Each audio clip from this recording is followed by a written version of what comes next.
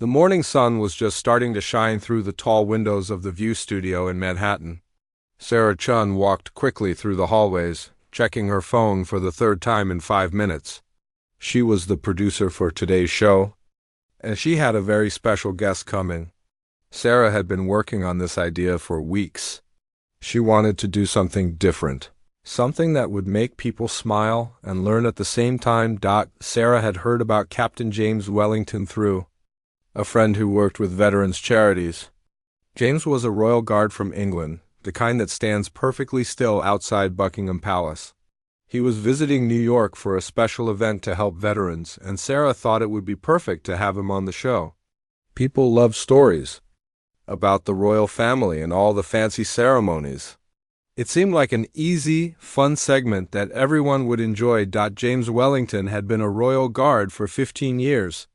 At 42 years old, he was still tall and strong, with broad shoulders and a straight back.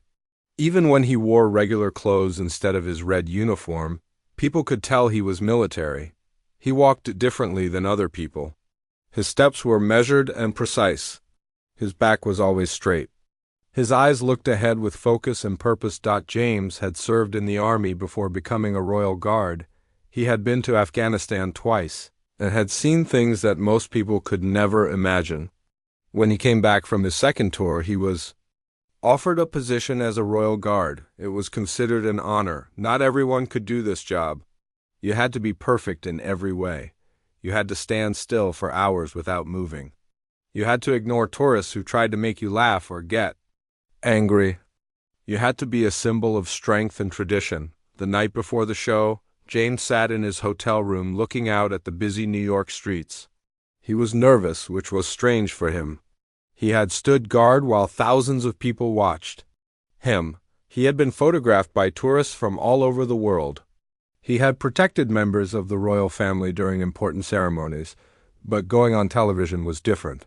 He would have to talk, answer questions, and be himself instead of being a silent symbol. James had agreed to do the show because he believed in the cause. The veterans' charity was important to him. Too many of his friends had come back from war with problems. Some had trouble finding jobs. Others struggled with memories of what they had seen and done. The charity helped these men and women get back on their feet. If talking on television could help raise money and awareness, James was willing to do it. Sarah had told James that the interview would be light and friendly. They would talk about his job, the ceremonies, and what it was like to be a royal guard. She had promised that they would focus on the history and tradition, not politics or controversy. James trusted her. She seemed nice and professional when they talked on the phone. That morning, James put on his best suit. It was navy blue and perfectly pressed. He looked at himself in the mirror and adjusted his tie. He thought about his fellow guards back in London. They would probably watch the show online later. He hoped he would represent them well.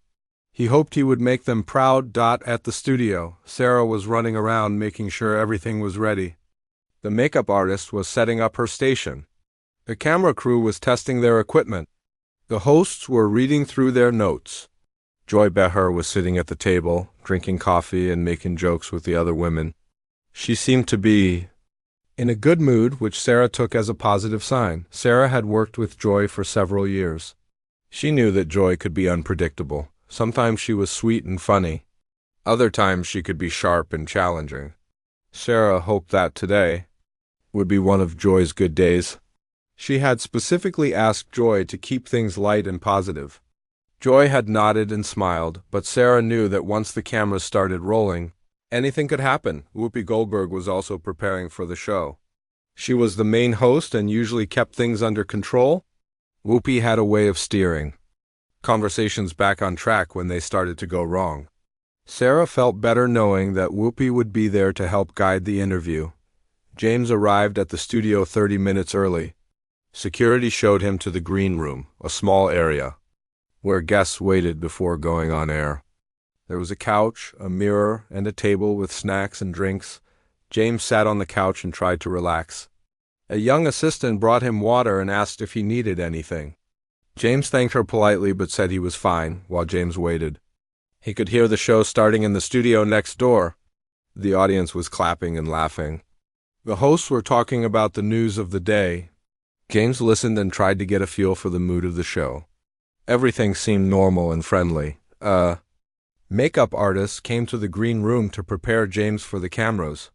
She was a cheerful woman who talked constantly while she worked. She put a little powder on his face to prevent shine and made sure his hair looked perfect.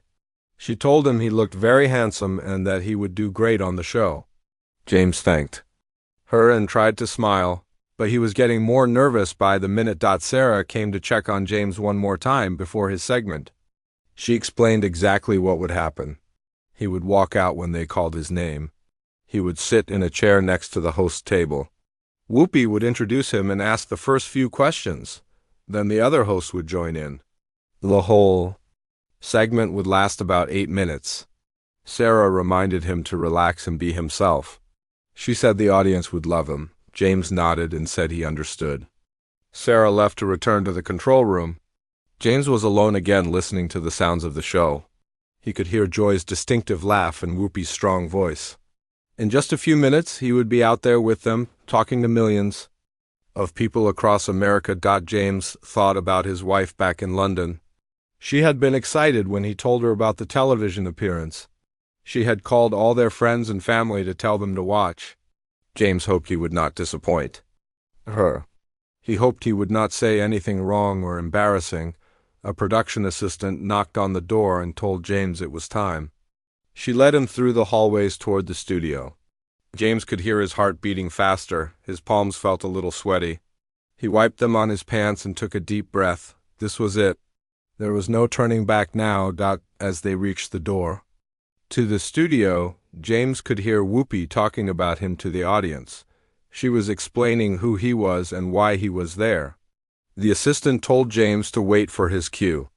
In just a few seconds, she would open the door and he would walk into the bright lights and cameras. James straightened his shoulders and prepared to face whatever was waiting for him on the other side of that door. The studio doors opened and James walked out into the bright lights. The audience clapped as he made his way to the chair that had been set up for him. The lights were much brighter than he had expected. For a moment he felt a little dizzy, but he kept walking with his military posture. He had learned long ago to never show weakness or uncertainty, even when he felt it inside. Whoopi Goldberg stood up to greet him with a warm smile. She shook his hand and welcomed him to the show. James could feel himself relaxing a little. Whoopi seemed genuinely nice and interested in talking to him. She gestured for him to sit down in the guest chair, which was positioned so he could see all the hosts around the curved table.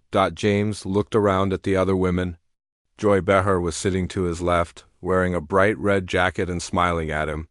Sunny Hostin was next to Joy, looking professional in a dark blue dress. Sarah N was on the other side, wearing a colorful blouse and looking friendly.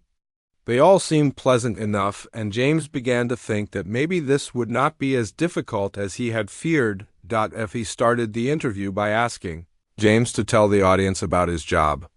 James explained that he was a royal guard, one of the soldiers who protect Buckingham Palace and other royal residences in London. He spoke clearly and slowly, knowing that his British accent might be hard for some viewers to understand. He told them that he had been doing this job for 15 years and that it was both an honor and a responsibility. The audience seemed interested as James described what it was like to stand guard outside the palace. He explained that the guards had to stand perfectly still for hours at a time, no matter what the weather was like or what tourists did to try to get their attention. He told them about the famous red uniforms and the tall black hats that weighed several pounds each. Sunny asked James about the ceremonies he participated in. James's face lit up as he talked about the changing of the guard ceremony. He explained how it happened every day during the summer and every other day during the winter. He described the precise movements, the music, and the tradition that went back hundreds of years. The audience listened quietly, clearly fascinated by his stories. Sarah wanted to know what the hardest part of the job was. James thought for a moment before answering. He said that the physical demands were challenging, but the mental discipline was even harder. He had to ignore distractions, stay focused, and remain professional no matter what happened around him. He mentioned that tourists sometimes tried to make the guards laugh or react, but they had to stay completely still and serious. For the first few minutes, everything was going perfectly. James was relaxed and telling interesting stories. The hosts were asking good questions and seemed genuinely curious about his experiences. The audience was engaged and attentive. Sarah Chun, watching from the control room, felt proud of how well the segment was going, but then Joy Behar leaned forward in her chair. She had been sitting quietly, listening to the conversation, but James could see something changing in her expression. Her smile looked different now, more like a smirk than a genuine smile. She waited for a pause in the conversation and then jumped in with her own question. Joy asked James if he really thought that all the royal ceremonies and traditions were still relevant in the modern world. Her tone was different from the other hosts. There was something sharp in her voice that had not been there before. James felt his stomach tighten, but he answered politely. He said that traditions were important because they connected people to their history and culture. Joy was not satisfied with that answer. She pressed further, asking if it was not just expensive theater that taxpayers had to pay for. She pointed out that the royal ceremonies cost millions of dollars every year, money that could be used for schools, hospitals, or other important things. Her voice was getting louder and more challenging. James felt his jaw clench, but he tried to stay calm. He explained that the royal ceremonies actually brought in more money than they cost through tourism. Millions of people came to London every year specifically to see the guards and the ceremonies. The tourism revenue was much more than the cost of maintaining the traditions, but Joy was just getting started. She leaned back in her chair with that smirk still on her face and asked James if he really thought that grown men playing dress up was a worthy use of public money. The audience shifted uncomfortably in their seats. Even the other hosts looked surprised by Joy's aggressive tone. James felt his face getting warm. No one had ever described his job as playing dress-up before. He had trained for years to earn his position. He had served his country in war zones before becoming a royal guard. The uniform he wore represented centuries of military history and sacrifice. To hear it dismissed as playing dress-up was deeply insulting. James took a deep breath and tried to respond professionally. He explained that the royal guards were real soldiers, not actors or performers. Many of them, including himself, had served in combat before taking on ceremonial duties. The uniforms and ceremonies had deep meaning and represented the courage and dedication of countless soldiers who had served before them. Whoopi tried to steer the conversation back to lighter topics. She asked James about meeting members of the royal family during his service. James was grateful for the change of subject and began to tell a story about escorting Prince William to a ceremony. His voice became warmer as he talked about the prince's kindness and respect for the guards, but Joy was not done. She interrupted James in the middle of his story. She wanted to know why anyone should care about princes and princesses in the 21st century.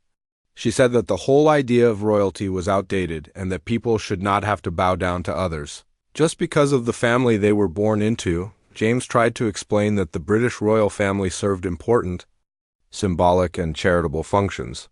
He pointed out that they worked hard to support various causes and that they brought stability and continuity to the country. His voice was still controlled, but those watching closely could see that. His hands were starting to clench into fists. Joy rolled her eyes and made a dismissive gesture. She said that it was all just a big show designed to make people think that some humans were better than others. She asked James if he really believed that standing around in a fancy costume made him special or important. The word costume hit James like a physical blow. His uniform was not a costume. It was a symbol of honor, tradition, and service. Men had died wearing that uniform. They had fought and bled to protect their country and their way of life. To hear it reduced to a costume was more than James could bear silently. James straightened in his chair and looked directly at Joy. His voice was still controlled, but there was steel in it now. He told her that his uniform represented something far more important than she seemed to understand. He said that it stood for duty, honor, and sacrifice. He mentioned that many royal guards had served in combat and that some had died protecting their fellow soldiers. Joy seemed to realize that she had struck a nerve, but instead of backing down, she pushed harder. She said that she was sure James was a nice man, but that did not change the fact that his job was basically being a living statue for tourists to take pictures with. She laughed as she said it, as if the whole thing was just a big joke. The audience was completely silent now. Even the other host looked uncomfortable. Whoopi tried once again to change the subject, but James was no longer listening to her. His attention was completely focused on Joy Behar, and for the first time in 15 years of military service, he was struggling to maintain his composure. James felt something snap inside him. For 15 years he had stood perfectly still while people made jokes, took pictures, and sometimes even tried to touch him. He had learned to block out insults, ignore distractions, and remain professional no matter what happened. But sitting in that chair, listening to Joy Behar mock everything he had dedicated his life to, something broke loose inside his chest. His hands were shaking now, not with fear but with anger. James looked at Joy and saw not just one person making fun of him, but everyone who had ever dismissed the military. Everyone who had ever called soldiers names, everyone who had ever treated their service like it was meaningless. All the frustration he had kept buried for years was rising to the surface like water breaking through a dam. Joy seemed to notice the change in James's expression, but she was not ready to stop. She had the audience's attention now, and she could feel the tension in the room. This was the kind of moment that made good television, the kind of confrontation that people would talk about for days. She leaned forward and asked James why he got so upset when people questioned his job. She said that if he was confident in what he did, he should be able to handle criticism. James felt his British accent getting thicker as his emotions took over. He told Joy that there was a difference between criticism and disrespect. He said that she could question the value of traditions without mocking the people who serve their country. His voice was getting louder, and the cameras captured every moment as his face turned red with anger. Whoopi tried desperately to regain control of the situation. She could see that things were going very wrong, and she knew that this was not what anyone had planned for the show. She started to say something about taking a commercial break, but Joy held up her hand to stop her. Joy was enjoying this confrontation, and she was not ready to let James off the hook. Joy told James that she was not trying to insult him personally, but that she had the right to question institutions that she thought were outdated. She said that just because something was traditional did not mean it was good or necessary. She pointed out that there had been many bad traditions throughout history that people had finally gotten rid of. James stood up from his chair so suddenly that it startled everyone in the studio. He was a big man, and when he rose to his full height, he seemed to tower over the host's table. His military training had taught him to use his physical presence when necessary, and right now he felt like he needed every advantage he could get, but James did not move toward Joy or try to intimidate her physically. Instead, he began to speak in a voice that was low but filled with intensity. He told Joy that she was sitting in a comfortable studio making jokes about things she had never experienced. He said that she had never stood guard in the rain for 8 hours without moving. She had never held a dying friend in her arms on a battlefield. She had never made the sacrifices that military people made every day. The studio was completely silent except for James's voice. Even the camera operators seemed frozen, not sure whether they should keep filming or stop. The audience sat perfectly still, sensing that they were witnessing something that went far beyond normal television entertainment. James continued talking, his words coming faster now as 15 years of stored emotion poured out.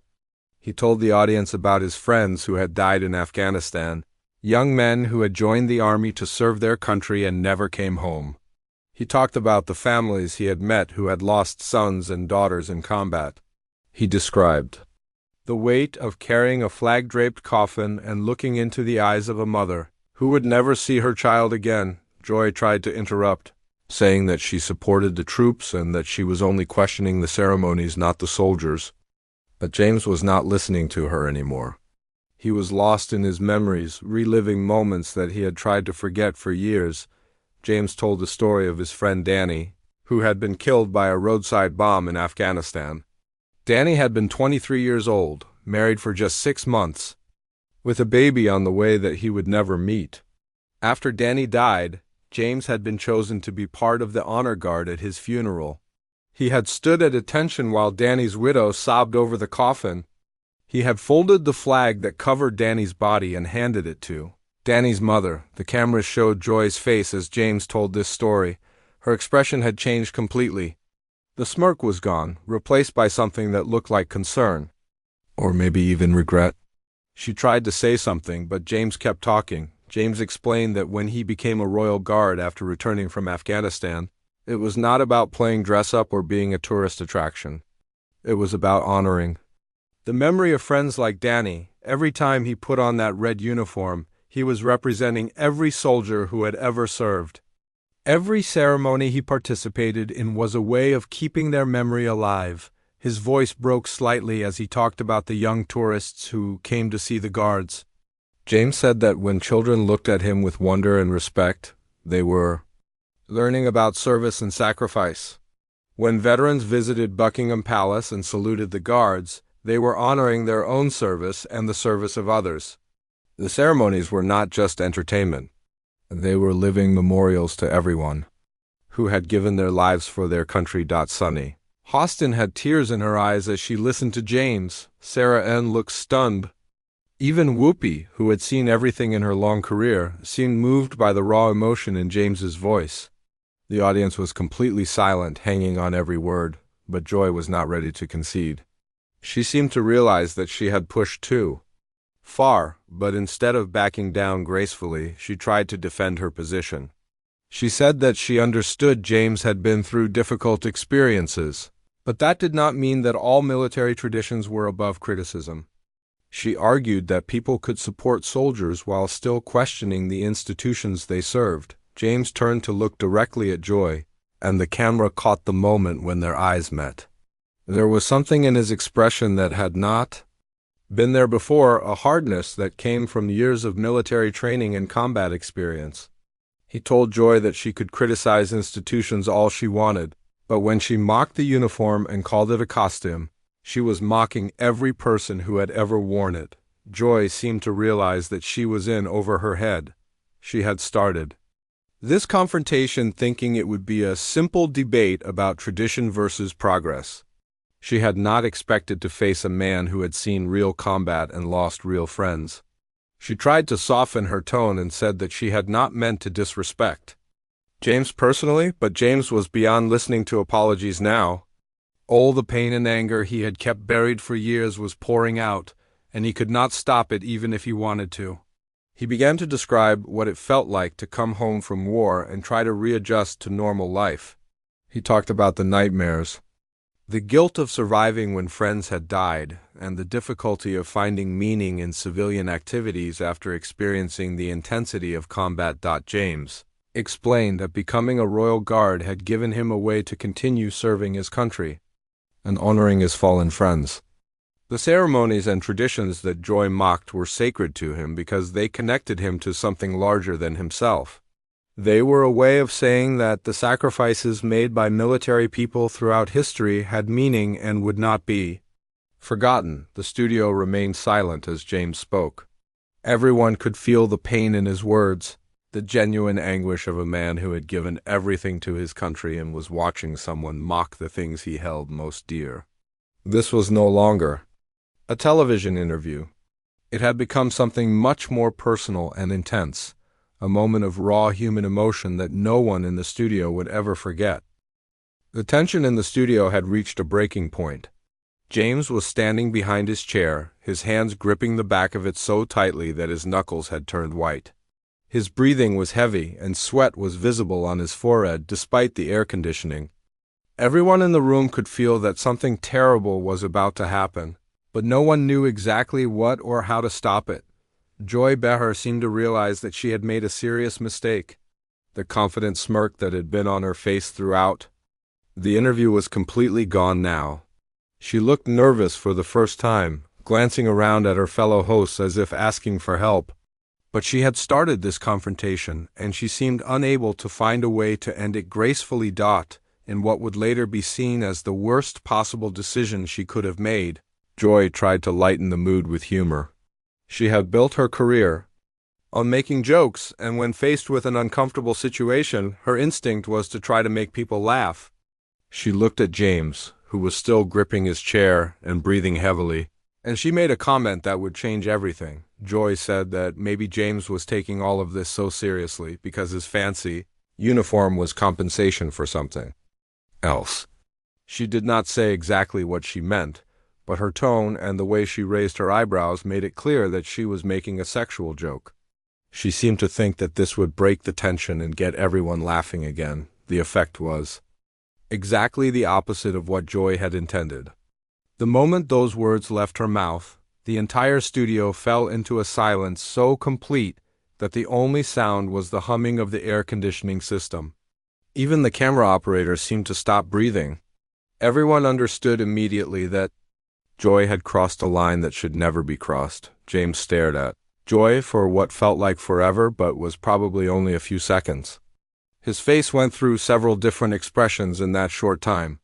First there was confusion, as if he could not believe what he had just heard. Then came shock as the full meaning of her words sank in. Finally his expression settled into something cold and hard that made everyone in the studio uncomfortable. James had been insulted many times during his military career. He had been called names by enemy soldiers, mocked by protesters, and criticized by politicians. But no one had ever attacked him personally in such a crude and inappropriate way. The fact that it was happening on national television in front of millions of viewers made it even worse. For a moment, James seemed to be struggling with himself. His military training told him to maintain discipline and professionalism no matter what happened. But he was also a human being with feelings and pride, and those feelings were screaming at him to respond to this insult. The internal battle was visible on his face as he tried to decide what to do. Whoopi Goldberg jumped into action, trying desperately to save the situation. She started talking quickly, saying that they needed to take a commercial break right away. She looked toward the control room and made urgent gestures for them to cut to commercials. But James was no longer paying attention to Whoopi or anyone else except Joy. James slowly straightened up and let go of his chair. He reached up and carefully removed the small microphone that had been clipped to his jacket. His movements were precise and deliberate, like everything else he did. He placed the microphone on the table in front of him with the same care he might use to handle a piece of fine china. The studio was still completely silent as James turned to face Joy directly. When he spoke, his voice was quiet but filled with an intensity that made everyone lean forward to hear him. He told Joy that in 15 years of military service, he had been shot at, blown up, and attacked by enemies who wanted to kill him. But he had never been insulted by someone who was supposed to be on his own side. James continued speaking in that same quiet, intense voice. He said that Joy would not last 5 minutes doing what he did every day. She would not be able to stand perfectly still for hours while people made fun of her. She would not be able to carry the responsibility of protecting others. She would not be able to face real danger without running away. Joy tried to interrupt, saying that she had not meant anything personal by her comment. She claimed that it was just a joke and that James was overreacting. But her voice sounded weak and uncertain compared to James's controlled intensity. She seemed to realize that her attempt at humor had backfired. Spectacularly, James ignored Joy's attempt to explain herself. He told her that she sat in their comfortable studio every day making jokes about people she had never met and situations she had never experienced. He said that she built her career on tearing down others while never putting herself at risk or making any real sacrifices. The other hosts sat frozen at their table, not knowing what to do or say. This had gone far beyond anything they had ever experienced on the show. Sunny Hostin looked like she wanted to cry. Sarah N. was staring at the table, unable to look at either James or Joy. Even Whoopi, who was known for being able to handle any situation, seemed at a loss for words. James began walking toward the exit of the studio, his military bearing was still perfect despite his obvious anger. His back was straight, his steps were measured, and his head was held high. But everyone could see the emotion in his face and the tension in his shoulders. He was a man who had been pushed beyond his breaking point. As James walked past the cameras and crew members, everyone moved out of his way. No one tried to stop him or ask him to stay. The studio workers had heard the entire confrontation, and they understood why James was leaving. Some of them looked angry at Joy for causing this situation. Others looked sad that such a thing had happened on their show. Just before James reached the studio doors, he stopped and turned around. He looked back at Joy, who was still sitting at the host table, looking stunned and confused. The cameras caught this final moment perfectly, and it would become one of the most replayed clips in television history. James spoke his final words to Joy in a voice that was loud enough for everyone in the studio to hear clearly. He told her that she would not last 5 minutes doing what he and his fellow guards did every day. He said that she had no right to mock people who had sacrificed more in one day than she had in her entire life. He called her Madam, using the formal title with a tone that made it sound like an insult. Then James turned and walked through the studio doors without looking back. The heavy doors swung shut behind him with a loud bang that echoed through the silent studio. For several seconds after he left, no one moved or spoke. The cameras kept rolling, capturing the stunned faces of the hosts and the uncomfortable silence that filled the room. Whoopi was the first to recover. She looked directly into the camera and announced that they were going to take a commercial break. Her voice was shaky, and she seemed as shocked as everyone else by what had just happened. The show cut to commercials, but the damage was already done. In the control room, Sarah Chun was staring at the monitors with her mouth open. She had produced hundreds of television shows, but she had never seen anything like this. She knew immediately that this confrontation would be talked about for years. She also knew that her career might be in serious trouble because of what had happened on her watch. James walked through the hallways of the television studio with the same military precision he had shown throughout the confrontation. Staff members and other guests stopped what they were doing to stare at him as he passed. Word of what had happened was already spreading through the building. By the time James reached the exit, everyone seemed to know that something extraordinary had just occurred on The View. Within minutes of James Wellington walking off the View set, the clip was already being uploaded to social media by audience members who had recorded it on their phones. The studio had asked people not to use their phones during filming, but some had ignored this rule. And now their shaky videos were spreading across the internet like wildfire. The first video appeared on Twitter just 20 minutes after the confrontation ended. It showed James standing behind his chair, his face red with anger, as he defended his military service against Joy Behar's mocking comments. The video was grainy and the sound was not perfect, but it captured the raw emotion of the moment. Within an hour, it had been shared thousands of times. By the end of the day, professional quality footage from the show's official cameras had been released, and the clip was everywhere. It appeared on YouTube, Facebook, Twitter, Instagram, and TikTok. News websites embedded the video in their articles. Television news programs played it over and over again. The confrontation became the most talked-about moment in daytime television history. The reaction on social media was immediate and intense. Veterans groups across the country rallied behind James, praising him for standing up to what they saw as disrespect for military service. The hashtag Royal Guard Respect began trending within hours, with thousands of people sharing their own stories of military service and expressing support for James. Many veterans wrote long posts about their own experiences coming home from war and trying to readjust to civilian life. They talked about feeling misunderstood and unappreciated by people who had never served. They said that James had spoken for all of them when he confronted Joy Behar.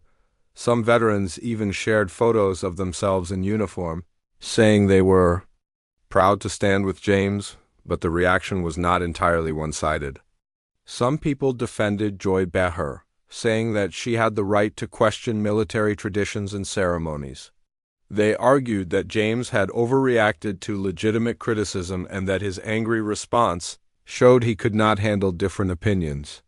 A smaller hashtag, Joy Behar Apologize, also began trending, but it was overwhelmed by the support for James. The clip was particularly popular in Britain, where James was seen as defending not just military service but British traditions and values.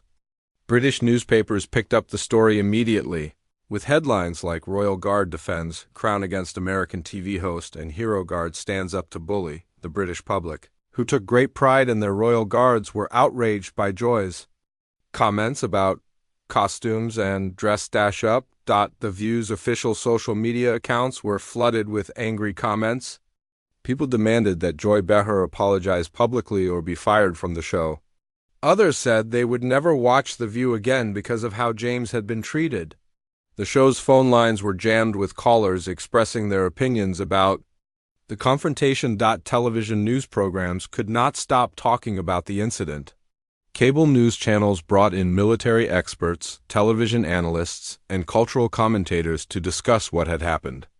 Everyone had an opinion about whether James was right to walk off the show or whether Joy had crossed a line with her comments. Some commentators praised James for showing dignity and restraint under pressure. They pointed out that despite his obvious anger, he had not raised his voice, used profanity, or made any threats. He had simply stated his position clearly and left when the situation became unbearable. These supporters saw him as a model of military discipline and honor.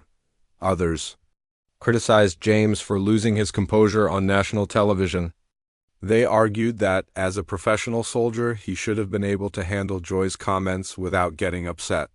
Some said that his angry reaction played into stereotypes about military people being unable to control their temper. These critics suggested that James had hurt his own cause by walking off the show. The View's ratings for the next several days were the highest they had been in years. People who had never watched the show before tuned in to see how the hosts would address the controversy. The clip of James's confrontation with Joy was played repeatedly, bringing in viewers who wanted to see the full context of what had happened. Joy Behar faced intense pressure to respond to the backlash. For the first day after the incident, she remained silent, hoping that the controversy would die down on its own. But as the criticism continued to grow, her representatives announced that she would address the situation on the next episode of The View, when Joy finally appeared on the show. 2 days later, she looked uncomfortable and defensive. She began by saying that her comments had been taken out of context and that she had never intended to disrespect military service members. She claimed that she had only been questioning the cost and relevance of royal ceremonies, not attacking James personally, but Joy's explanation satisfied very few people. Critics pointed out that she had clearly mocked James's uniform by calling it a costume and had made inappropriate personal comments about him.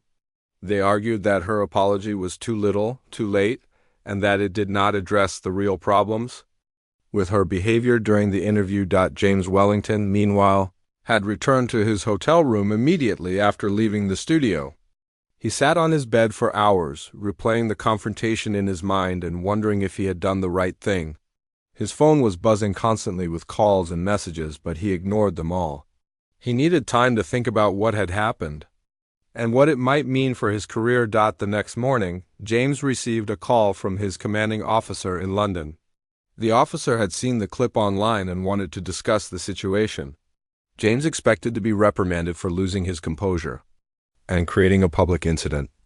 Military personnel were supposed to stay out of political controversies and avoid drawing attention to themselves, but the conversation was not what James had expected. His commanding officer told him that while the military officially could not take sides in political debates, many people in the armed forces were proud of how James had defended military service and traditions. The officer said that James had conducted himself with dignity under difficult circumstances. However, the officer also explained that there would have to be some consequences for James's actions. Military personnel were not supposed to engage in public confrontations, even when they were provoked. James would receive a formal reprimand in his file, and he would be temporarily reassigned to duties that kept him away from public ceremonies while the controversy died down. James accepted the punishment without complaint. He understood that military discipline required consequences for his actions even if many people supported what he had done. He was disappointed that he would not be able to participate in the ceremonies he loved, but he knew that the reprimand was relatively mild considering the circumstances. Back in the United States, the story continued to dominate news cycles for weeks. Politicians began weighing in on the controversy, with some supporting James and others defending Joy's right to free speech. The incident became a symbol of larger cultural debates about military service, respect for authority, and the role of media in society. Military recruitment offices reported an increase in interest from young people who had been inspired by James's defense of military service. Veterans organizations used the incident to raise awareness about the challenges faced by service members returning from combat. The confrontation had sparked conversations about topics that many people had never thought about before. The veterans charity that James had originally come to New York to support received a huge boost in donations from people who had been moved by the confrontation. Supporters wanted to honor James by contributing to a cause he cared about. The charity raised more money in the weeks following the incident than they had in the previous entire year. James eventually returned to London, where he was greeted by fellow guards who had followed the story closely. Many of them told him privately that they were proud of what he had done and that he had spoken for all of them. While his official punishment remained on his record, James found that his reputation among his peers had actually improved because of the incident. The confrontation between James Wellington and Joy Behar became more than just a television moment. It became a cultural touchstone that people referenced when discussing respect, tradition, and the treatment of military personnel. Years later, people would still remember exactly where they were when they first saw the clip of the Royal Guard defending his honor against a talk show host who had pushed him too far.